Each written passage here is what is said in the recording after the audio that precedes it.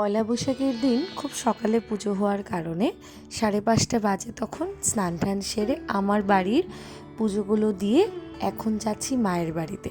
রোদ এখনও ওঠেনি জানেন, আজ মায়ের দোকানে যেহেতু পুজো সেখানেই আমরা পুজো দেব।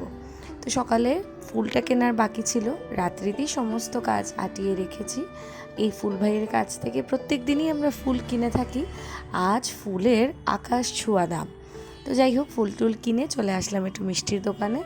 মিষ্টি টুকটাক আমরা কাল রাতেই কিনে রেখেছি, আজ অল্প কেনার বাকি, তবে দইটা কেনা হয়েছিল না, তাই দইটা কিনে নিয়ে এখন যাচ্ছি মায়ের বাড়ি।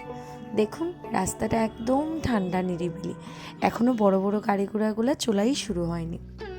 গিয়ে দেখছি মা আর ছোটো বোন মোটামুটি অনেকটা কাজ এগিয়ে রেখেছে, আর আমি ছিলাম ওদের শুধু একটু হেল্পারের মতো।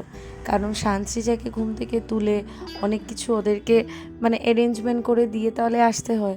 মা ওরা অনেক সকালে উঠে গেছে, এসে সমস্ত কিছু আটিয়ে গুছিয়ে রেখেছে। আমি শুধু গিয়ে ফলটুকু কেটে দিয়ে মাকে সাহায্য করলাম।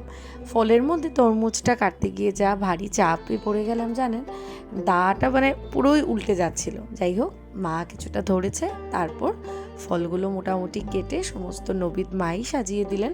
কারণ মায়ের সবসময় মনে হয় যে আমরা নাকি পুরোপুরি এখনও শিখে উঠতে পারিনি। যাই হোক, যার যার একটা স্যাটিসফ্যাকশান আছে কাজের, তাই না? আমি আর বেশি কথা না বাড়িয়ে যতটুকু আমার কাজ ততটুকু মাকে একটু এগিয়ে দিলাম, বাকিটুকু মা আর ছোটো বোন মিলে সেরে নিয়েছে। এইদিকে আমি একটু গণপতি বাপ্পার জন্য আমাদের গনু বাবার জন্য আজ আমি 3টে করে দুব্বা আমি গেঁথে গেঁথে একটা মালা বানিয়েছি, সাথে নিয়েছি একটু জবা ফুল, আমার খুব প্রিয়।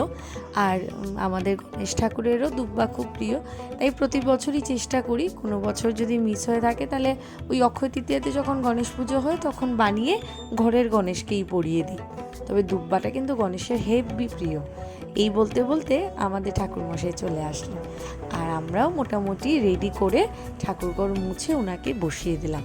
তারপর একে একে শুরু হলো ঠাকুরের কাজ। সমস্ত নবীত বাকি সমস্ত কিছু পুষ্পতালি থেকে সমস্ত কিছু আগে থেকেই রেডি ছিল, তাই আর দেরি হয়নি। আজ মোটামুটি শেষ করে আজ ঠাকুরমশাই আমাদের এই 8 ঘন্টা লাগবে, গণেশ পুজো দিতে দেখবেন 40 থেকে 45 মিনিটের মধ্যেই পুজো সেরে ফেলা যায়। তো যাই হোক, আমরাও চলি তাহলে পুজো দেখতে, আপনারাও আনন্দ করুন।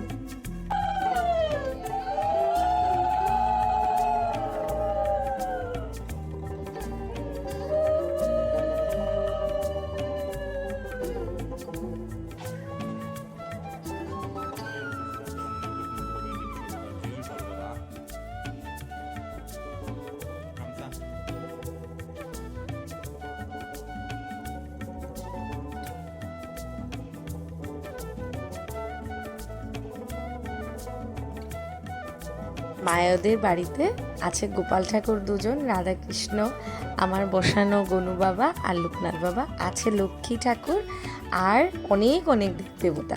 তো মা সকাল থেকে উঠে ওনাদেরকেও দিয়ে দিয়েছেন, ঘট বসে গেছে, আবার পুজো শুরু হয়ে গেছে, সমস্ত প্রদীপ মম ধূপকাঠিও জ্বালিয়ে দিয়েছি। আর আজ এসছে আমাদের বাড়িতে নারায়ণ ঠাকুর। আজ অনেকের বাড়িতে কিন্তু পয়লা বৈশাখের দিন নারায়ণ ঠাকুরকেও দিয়ে থাকেন, তাই নারায়ণ ঠাকুরকে একসাথে জয় ভাই নিয়ে বেরিয়েছেন। আমাদের কুশিতে রেখে আমাদের পুজো সেরে আবার সেই নারায়ণ চলে যাবেন অন্য আরেক বাড়িতে। তো পুজো মোটামুটি চলছে, আর এই তারই মাঝে গিয়ে আমি সানসৃজাকে ঘুম থেকে উঠিয়ে দুধ টুধ খাইয়ে জল টল খাইয়ে স্নান টান সেরে ওদেরকে নিয়ে এসেছি নতুন জামা কাপড় লাগিয়ে। আর আমার যে হলুদ নাইটিটা দেখেছেন আজ আমি পরেছি, এটা দিয়ে গেছে আমার সবচেয়ে বড় দিদি ছুটদিবাই, যে করিমগঞ্জে থাকে, কিছুদিন আগে এসেছিলো। তো আমাদের পয়লা বৈশাখে কিছুই না পরলেও 1-2টা জিনিস আমরা নিজে এক্সচেঞ্জ করে আমরা নতুন পরে ফেলি। মা আমাদেরকে দিয়েছে, আমরাও মাকে দিয়েছি, বড় দিদিও দিয়েছে আমাদেরকে। তো ওইটা পরে আজ পুজোর অঞ্জলি নেব। সঙ্গে সানসৃজাকে তো সানি ড্রেস এনেছিল, দিদিও দিয়েছে, মাও দিয়েছে, আমিও দিয়েছি। আর এই পুজো আমাদের মোটামুটি শুরু হয়ে গেছে। তো পুজো শেষ পড়বে, থাকবে ঠাকুরের আমাদের বই একটা থাকে যেটার মধ্যে লাল খাতা, লাল কাভার দেওয়া খাতা।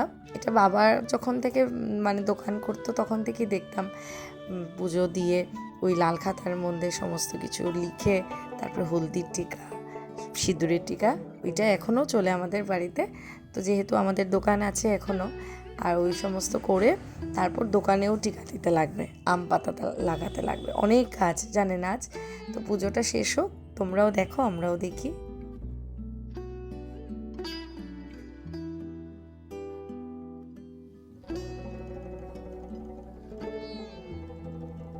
সকাল সকাল পুজোটা হয়ে যাওয়ায় বেশ কিন্তু তৃপ্তি লেগেছে মনে, জানেন। তখন বাজে 8টা, মানে কি বলবো, ভাই তো চলে এসেছিলো 7:40-এর মধ্যেই, আর 8:20-এর মধ্যে ভাইয়ের পুজো টুজো শেষ। এখন খাতায় লেখা চলছে, চন্দনের টিকা দিল, তারপর সিঁদুরের টিকা, তারপর হলুদের টিকা দিয়ে ঠাকুরের নাম লিখে খাতাটা আজ ভাই রেখে যাবে ঠাকুরের পাশে।